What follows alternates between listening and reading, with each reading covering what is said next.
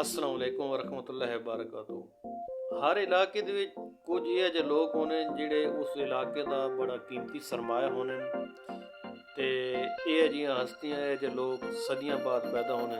ਔਰ ਅਕਸਰ ਇਹ ਵੇਖਿਆ ਗਿਆ ਕਿ ਉਹਨਾਂ ਲੋਕਾਂ ਦਾ ਉਹ ਕਦਰੋ ਮੰਜ਼ਰਾ ਤੋਂ ਮਕਾਮ ਉਹਨਾਂ ਨੂੰ ਜ਼ਿੰਦਗੀ ਵਿੱਚ ਬਹੁਤ ਘੱਟ ਨਸੀਬ ਹੁੰਦਾ ਜਿਹੜਾ ਉਹਨਾਂ ਨੂੰ ਵੰਡਣ ਤੋਂ ਬਾਅਦ ਲੋਕਾਂ ਨੂੰ ਮਹਿਸੂਸ ਹੁੰਦਾ ਔਰ ਲੋਕ ਉਹਨਾਂ ਦੀ ਕਦਰ ਕਰਦੇ ਨੇ। ਤਾਂ ਸਾਡੇ ਇਲਾਕੇ ਦੇ ਵਿੱਚ ਅਗਰ ਰੂਹਾਨੀ ਤਰੀਕੇ ਦੇ ਨਾਲ ਗੱਲ ਕੀਤੀ ਵञे रूहानी लिहाज ਦੇ ਨਾਲ ਤਾਂ ਮੀਆਂ फ़खर ज़मान रहमतुल्लाह अलैह अल्लाह पाक उन्हां दा दर्जात बुलंद फरमाए उन्हां दा काफ़ी फैज़ साढ़े इलाके ते रहा। उस तो बाद सैयद अजमल शाह है डेरा शाह आलम से वो आने वो दुनिया जलालपुर के नाल तलक रखते।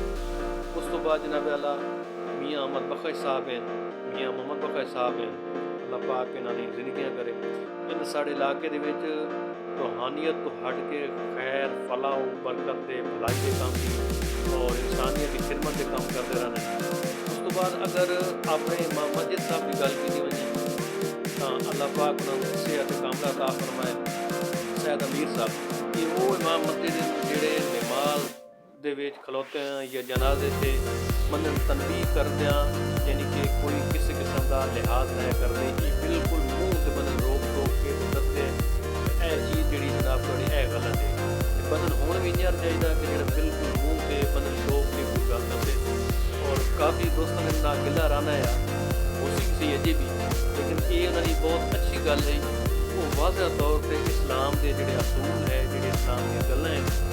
ਉਹਨਾਂ ਦੇ ਬਾਰੇ ਉਹ ਬੰਦੇ ਨੂੰ ਮੂੰਹ ਉੱਤੇ ਦੱਸਦੇ ਨੇ ਭਾਈ ਜਨਾਬ ਇੱਥੋਂ ਤੁਹਾਡੀ ਗਲਤੀ ਅਗਰ ਜਨਾਜ਼ੇ ਤੋਂ ਖਲੋਤੇ ਹੋ ਜਾਂ ਨਮਾਜ਼ ਦੇ ਤੁਹਾਡੇ ਸਿਰ ਤੇ ਟੋਪੀ ਨਹੀਂ ਉਹ ਦੱਸਦੇ ਆ ਭਾਈ ਇਹ ਤੇਰੇ ਨਮਾਜ਼ ਜਾਂ ਜਨਾਜ਼ੇ ਪੜ੍ਹਨ ਦਾ ਕੋਈ ਫਾਇਦਾ ਨਹੀਂ। जिले अल्लाह पाक एक दस दिता तो तुस इस चीज़ के उत्ते क्यों नहीं पूरे होने। उस तो बाद शेर सियाल साहब है अल्लाह पाक उन्होंने दर्जात बुलंद फरमाए तो उन्होंने अपने इलाके काफ़ी जड़ा लोगों की खैर और बरकत और भलाई वास्ते काम किए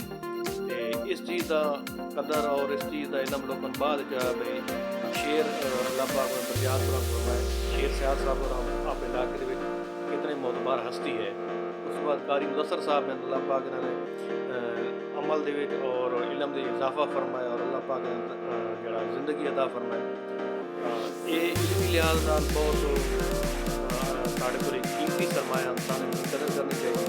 उस तो बाद मास्टर अहमदुल्ला साहब मास्टर रमजान हिल साहब यानी कि सिलसिला तो बड़ा तवील है। एक छोटी जी मैं रिक्वेस्ट करने की कोशिश की अपने इलाके के लोगों को दसने की कोशिश की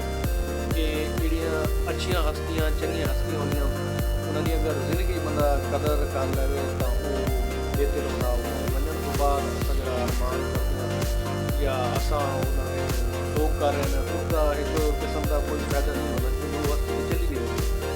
ਤਾਂ ਇਸੇ ਹਵਾਲੇ ਨਾਲ ਸਾਡੇ ਇਲਾਕੇ ਦੇ ਨੰਬਰਦਾਰ ਹੈ ਸਲੀਮ ਰਜਬ ਸਾਹਿਬ ਉਹਨਾਂ ਇੱਥੇ ਇਲਾਕੇ ਵਿੱਚ ਬੜਾ ਕੰਮ ਕੀਤਾ ਹੈ ਬਾਹਰ ਮੁਲਤਾਨ ਜਿੱਥੇ ਚੱਕ ਕਰਾਚੀ ਰਹਿੰਦੇ ਆ ਉੱਥੇ ਉਹ ਇਲਾਕੇ ਵਿੱਚ ਬੜਾ ਕੰਮ ਕਰ ਰਹੇ लेकिन उस वक्त लोग उन्होंने इतनी कदर नहीं करते जितनी फोन होनी करते।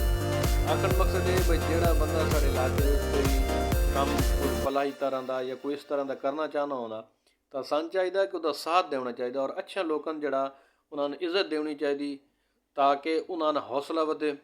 और वो इलाके दे विच जिहड़ा उन्होंने रहने दे नाल खैरो बरकत भलाई के काम वो चलते रहें। वस्सलाम।